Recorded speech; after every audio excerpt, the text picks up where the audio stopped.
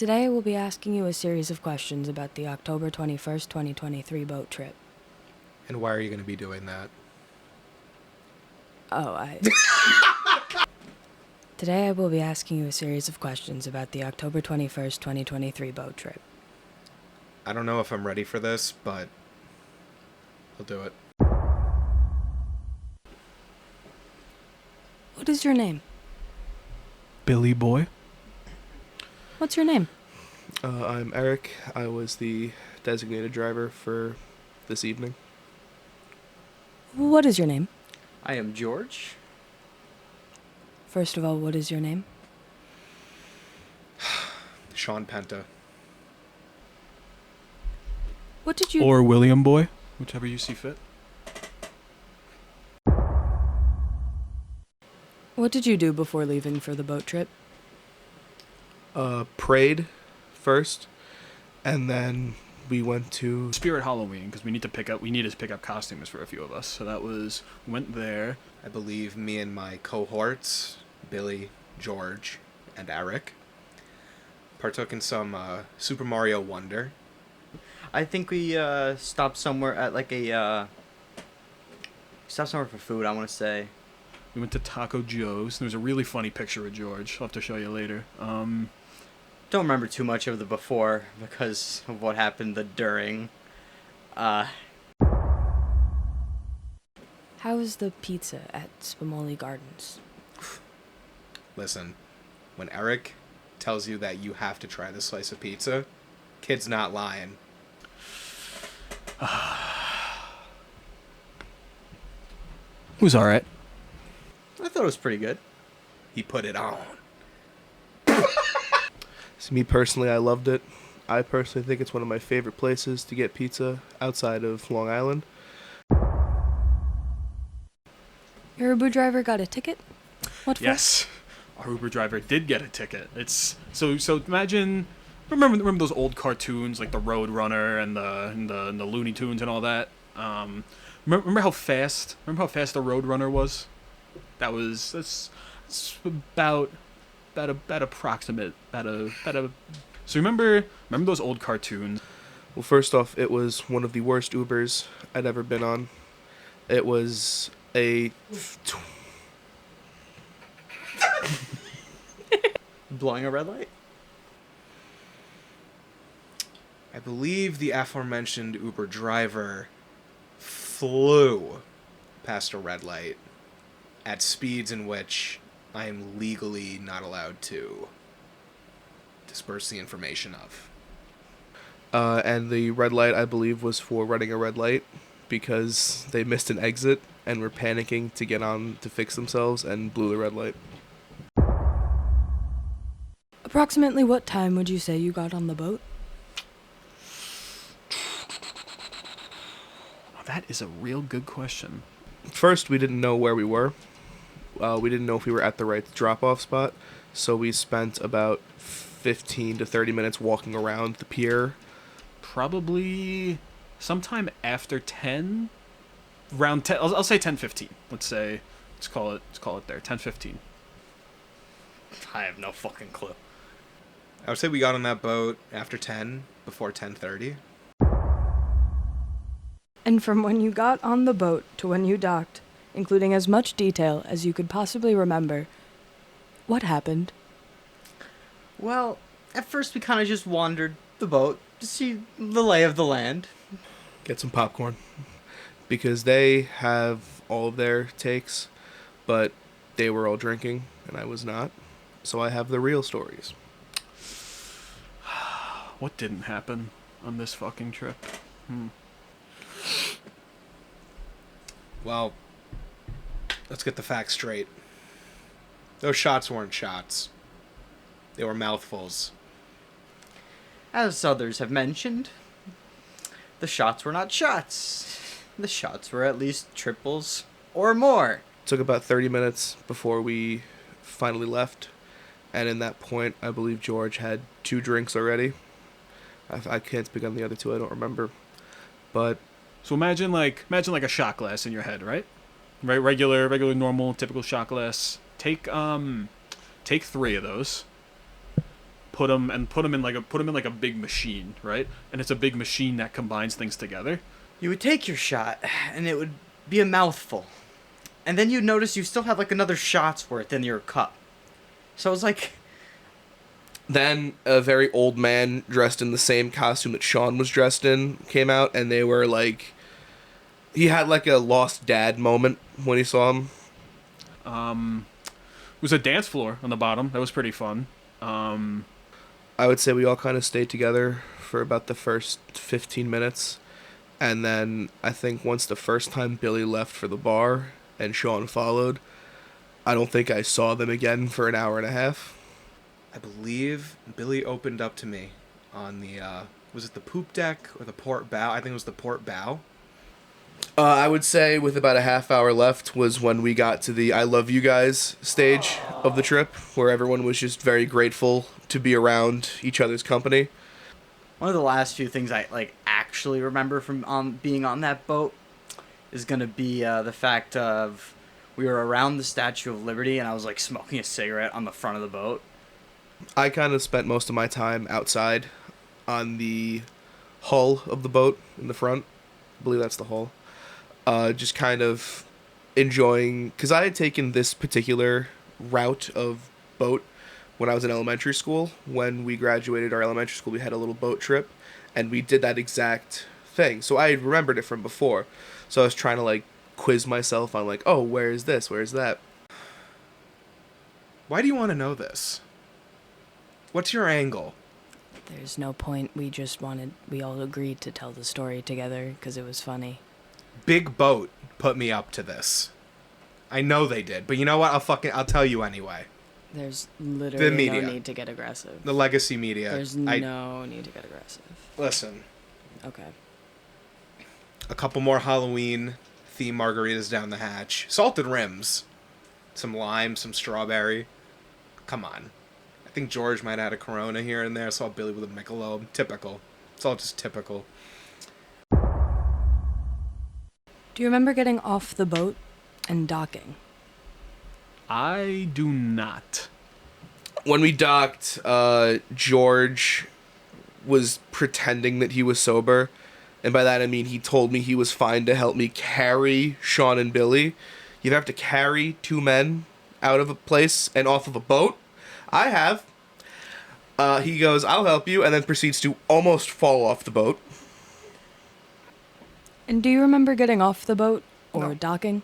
No, I do not. I lost track of George and Eric. I think they were on a journey of their own. I know George was talking to some Europeans. Maybe that was Eric. Who knows? This is where it all becomes a blur. I had to, like, hoist Sean on one shoulder, Billy on the other. George, bless him, he at least could walk. These two couldn't walk. So I had to lug them like I was a rugby player on the line with them, and they weren't helping me at all. Do you remember the picture that you took with two strangers after getting off the boat?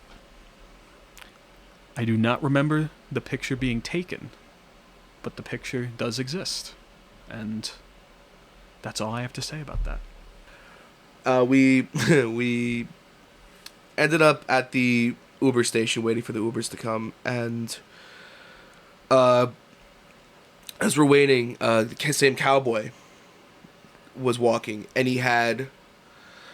See, at first I thought they were his two daughters, but the way he was walking with them, I don't think they were his daughters. And, you know, they were like, oh, it's the other Barbie guy. Ah. And Billy then says, let's take a picture. And do you remember the picture that you took with two strangers when you got off the boat? Nope. The only thing I remember past the boat is the event in the Uber.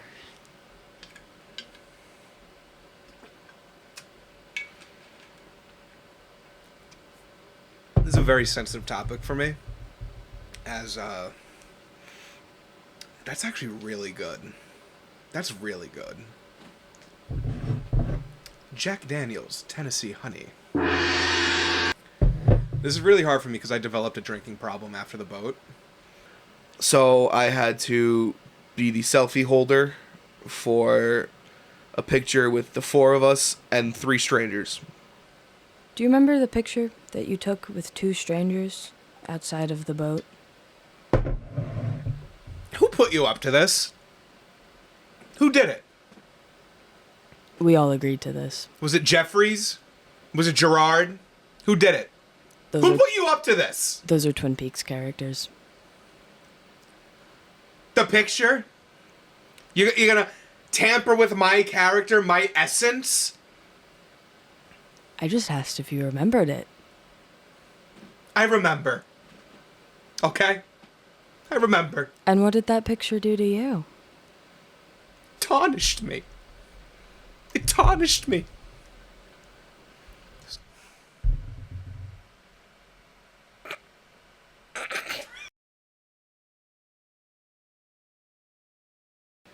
Do you remember this? This picture ruined my life. Tarnished my self-image. Tarnished. What? What do you have to say, big boat? What? It didn't at all. Those girls were plants. Not like in a pot. Not in a garden. Big boat planted them there.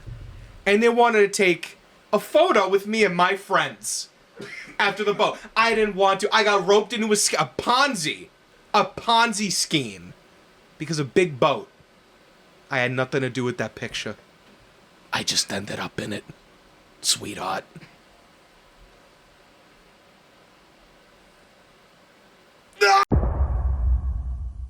What was your memory of the Uber back to Brooklyn?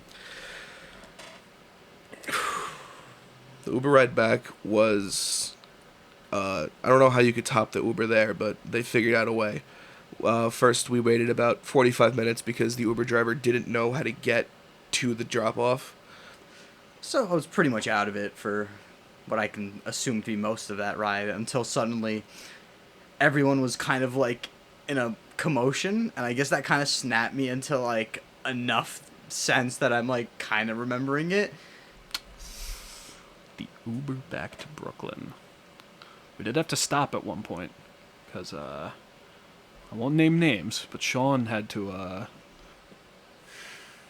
The embarrassment ends, and a new emotion begins to swell up. I've profusely vomited in the Uber, and outside of the Uber, on the streets of... Were we still in Manhattan? We were probably still in Manhattan. So we had to stop. We had to pull over. I had given him my jacket to. I had given him my jacket in the Uber because he, started to, you know how it is. You start to feel it. So I had given him my jacket.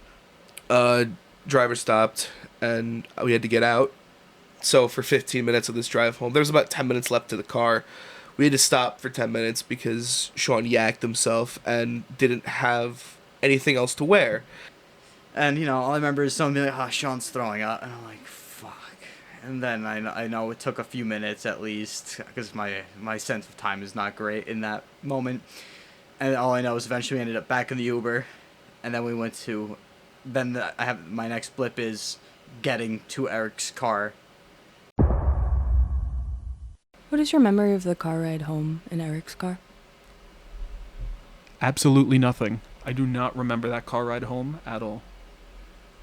So that's the fun other part.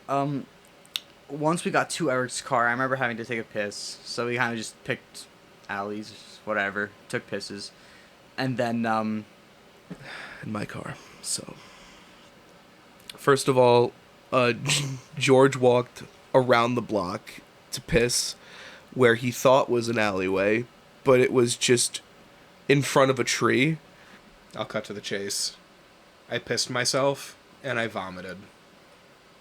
Outside of, his window, it kind of, drooped down and probably into, the car itself. Through, the little cracks in the window. And, I don't... The urine wasn't confirmed, but, in my drunken haze, it felt like I was peeing. My pants were mostly dry. So I don't know what happened there. I can't say for sure. But there was more upchook. Definitely. Not as much as in the oobs. But it was there. It was there. And then I turn around and Sean has the window rolled down, but not all the way down. He looks at me. He looks out the window and he goes, I think I'm feeling sick. And I said, then vomit on my shirt. And he goes, no, I'm going to vomit out the car. And We get in the car, and I wake up the next morning. Do you remember what you did when you got home? I was shirtless. There was throw up in my shoes. My dad opened the door, and he just said, "What are you doing?" And I went to bed. I do remember what I did when I got home. This was, I want to say, maybe about 3:30, around there. Maybe a little more, little less. I don't know.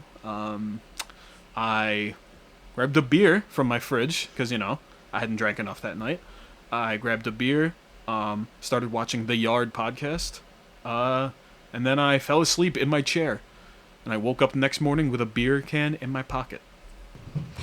I'm assuming I walked straight to my bed and knocked the fuck out. I got myself McDonald's because I was very upset and needed to eat my sadness away. I ended up just texting you, I believe, just like, almost killed them. I didn't. They're all sleeping and they're all still breathing. And then I went to bed. And how did you feel the day after? I was floating. I was kind of dead, but kind of not. So just kind of like, I was going through the motions. I was on autopilot, really. So to me, that just doesn't feel. It feels weird when you're just autopiloting, and you're that fucking hungover. It just feels like you're still kind of fucked up. Certainly not well. I wouldn't even say good. Bet the entire day I was kind of not really walking through my house, just kind of like moving. Like my body was moving on its own because it knew that I had to move around the house, but I sure as hell wasn't in control. That's all I can say on that. I was still a little annoyed in the morning. And then I, cooled off, ate breakfast, whatever. And then I think by like 2 o'clock, one of them woke up and they were like, last night was awesome. It was like if a million small elves got hammers and like nails and just... I had to throw out my shoes. I had to throw out a lot from that boat. That boat ruined me. It tarnished me. And I can't say I felt anything good the day after. I just can't. And would you do it again? Actually, funny thing about that Uber driver, they had a really small car. Like, really, really small. Like, I was sitting in the front, and, like, it felt like... You know the phrase, like, 2 peas in a pod? It was like if I was, like, the only pod, but the pod was, like, really small. And I definitely would do it again, given the circumstances. I definitely would take a trip like that again. Maybe with some more provisions, maybe more like planning now that we know what to expect. But yeah, I think I would do it again. Thank you, Billy. You weren't walking around your house. And would you do it again? In a heartbeat.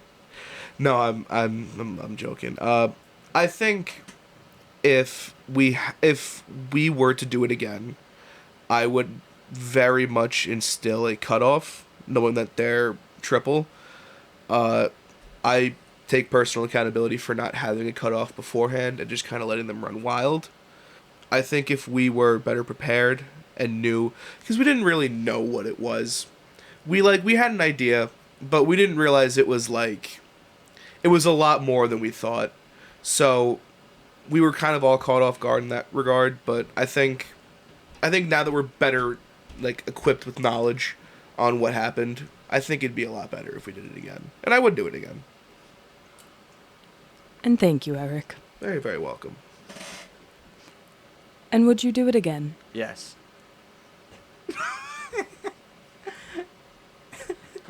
Thank you, George. Of course. Would you do it again? Would I do it again? Here's where we have the moral dilemma. You, interviewer, are you asking me if I would recreate, or not recreate, would I relive those events specifically on the boat? No, I wouldn't. But I would make it a new memory. I would go with my beautiful partner, my best friends. Make a hell of a night. Be in maybe more assuring company than just Eric being the only sober one there. Maybe get like Dan. You know, he doesn't drink, he doesn't smoke. Have him there, keep me in check. Maybe give me a cutoff number. But I would do it again. Not those events. I would go in with a new perspective, a new outlook, and give it a chance. Thank you. Big boat. Thank you. Big boat. Go away now.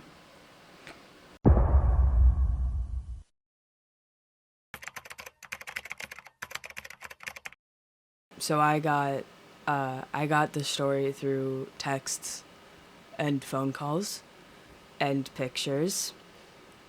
And I didn't have FOMO.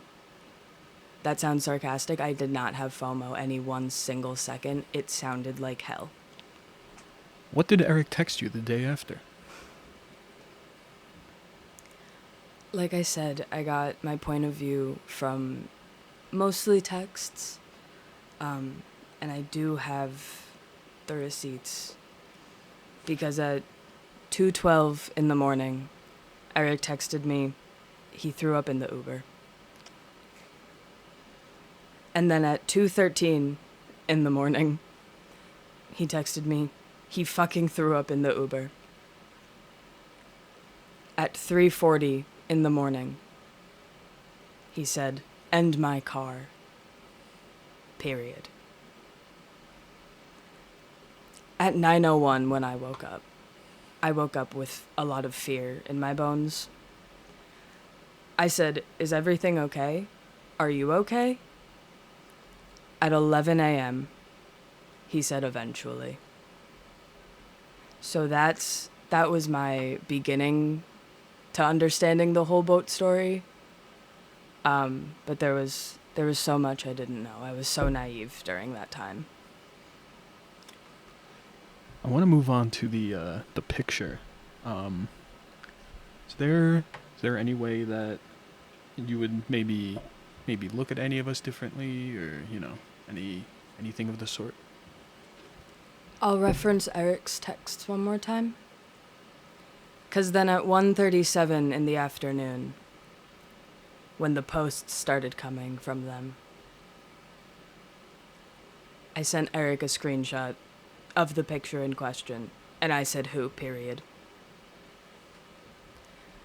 Eric replied, is this a call moment? I said no, period. I'm doing my homework, period. Who are they, period. He explained. It's fine. It's fine. Would you let us go again? As the manager of Salesmen After Hours, no. As a friend, yes. Which contradicts being a manager, but I just want to see with my own eyes how that could happen. And also I'm scared of the ocean, and I really don't like boats. But I love my friends. So I'd go. Would you go with us if we go again? Yeah. I would go. And the only way that I would let anyone go is if I was there. 'Cause at a point, my partner was the only one in a relationship on that trip. And the fear I had outnumbered any other emotion I felt. But now Sean isn't the only one with a partner, and I will never put another person through the fear, so I will go with them on behalf of all current and future salesman partners out of the absolute fear that they will run rampant. And let me specify, run rampant as in throw up in strangers' cars, throw up in each other's cars, destroy friendships for maybe a second because there's piss and throw up in that person's car. I can't let that happen again. I can't. No further questions. Thank you.